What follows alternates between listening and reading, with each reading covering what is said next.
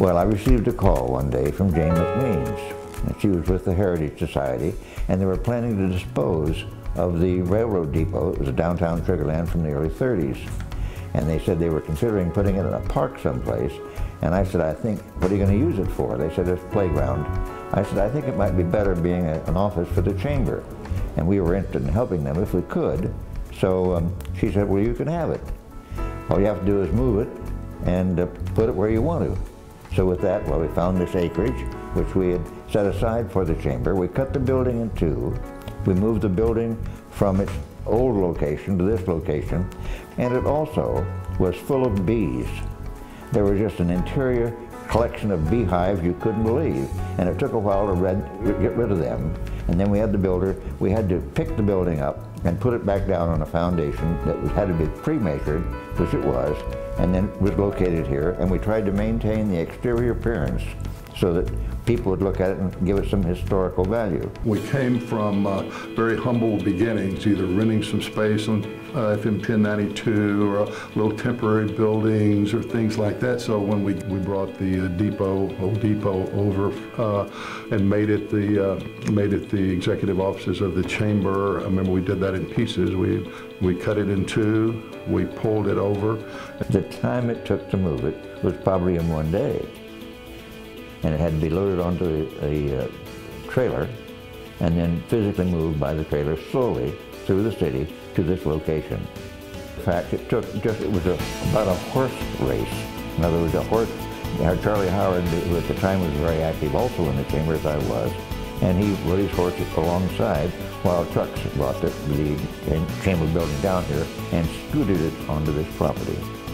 And we walked the property because the actual location for the chamber sits on a piece of property that's a very irregular shape. And at that time, it was just kind of open land. And so to understand the dimensions, I guess you really had to walk it. I can tell you about the exciting day that we moved the building from its resting place there by the Imperial Sugar Company. I actually was working at a bank that was we were building a new building, and my colleague and I, we scampered up about 8 flights of stairs just so that we could watch the procession, because it was quite a parade when they actually moved the building. You're wondering about the building and what I've seen over the years. Funny thing is that I was the chairman of the Chamber Building Expansion Task Force, and I can't remember what year that was, but 1901, I think. 1901, yes, when you were in knee pants. That's right.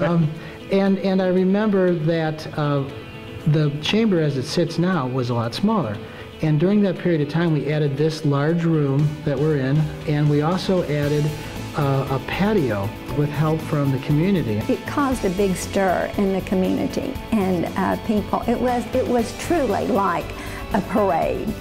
And I think everyone in Sugar Land, newcomers as well as the old-timers, were just so thankful that the building was going to be saved and reused.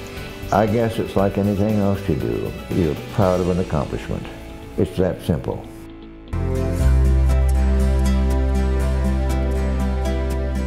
History of the chamber in Stafford, I think, really relates to the beginning of the chamber.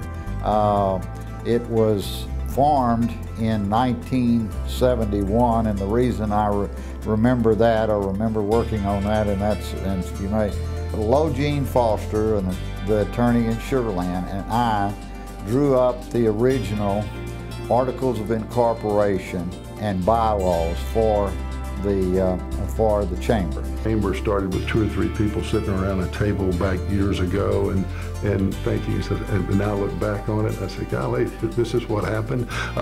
You know, mostly for the good. I don't think anybody ever expected what was to happen over the next several decades. It was a lot of the old-time business people here. I got involved from several different aspects of it. You know, everybody knows that Fort Bend is a very unique area in the sense that we have multiple cities. And that the cities of Stafford, Missouri City, and Sugar Land had a combined population of less than 10,000. and had very limited commercial activity in it. It was at that time, though, that it was felt by some of us that commercial activity was key to the growth and development of Fort Bend County. A friend of mine, Mike Casey, told me that if you really want to know what's going on in Fort Bend County, you really want to get involved, then you really need to join the Chamber, and furthermore, you ought to join the Chamber Leadership Program. And I did, and it was the best thing that I ever did for my business and also for my personal life. I met a lot of friends.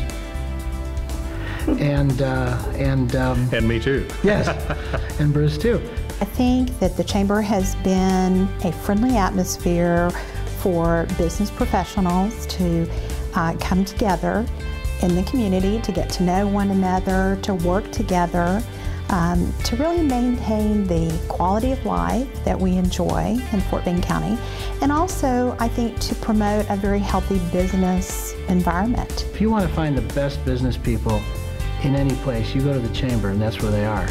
You're right. These are people that want to be involved, and it's fun working with people like that. Just can't think of another way for a business or a professional person to be able to associate with so many people, and so many people of a like mind, so many people that are interested in a healthy, vibrant, economic environment.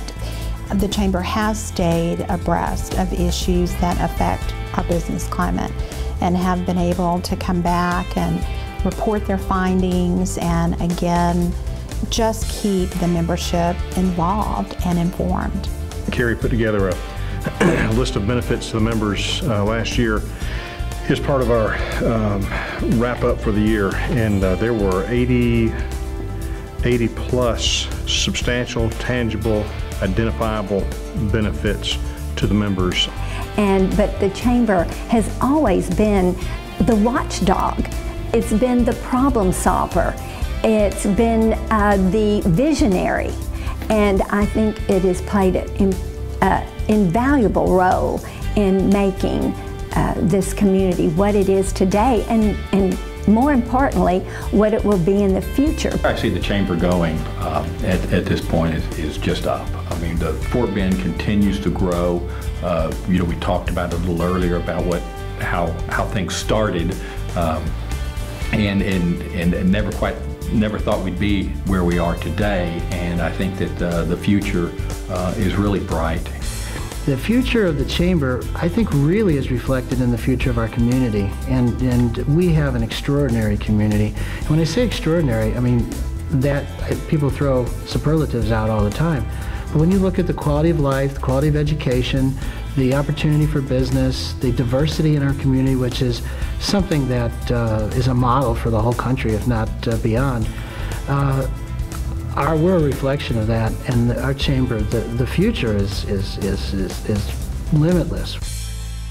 For the past 41 years, the Fort Bend Chamber of Commerce has fulfilled its mission to create, enhance, and serve the members of our community. We are the advocate for business in Fort Bend County.